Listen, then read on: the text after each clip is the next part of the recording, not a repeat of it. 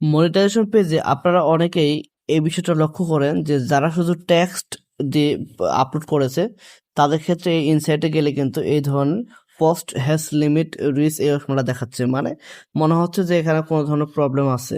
So দেখেন যে এই ক্ষেত্রে কিন্তু আপনার রিচটা যেটা রয়েছে সেই রিচটা কিন্তু ডাউন হয়ে যায়। সো কিভাবে এটাকে সলভ করবেন আপনাদেরকে দেখিয়ে দিই।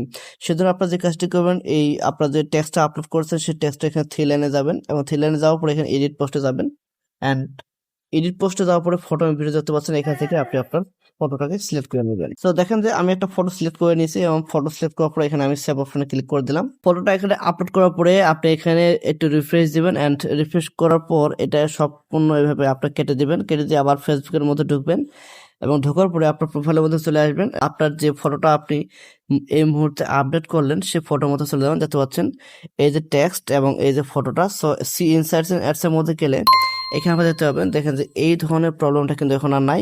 We did not detect any content issues, অর্থাৎ এই ধরনের প্রবলেমটা ছিল এবং এখানে ভিউজটা কিন্তু একটু বেড়ে গেছে। সো এইভাবে আপনারা কাজ করবেন। সো কাজ করলে দেখবেন যে আপনাদের এই ধরনের যে প্রবলেমগুলো সেই প্রবলেমগুলো কিন্তু আপনাদের সলভ হয়ে যাবে। সো ভিডিওটি ভালো লাগলে অবশ্যই পেজটিকে ফলো করবেন এবং চ্যানেলটিকে সাবস্ক্রাইব করবেন।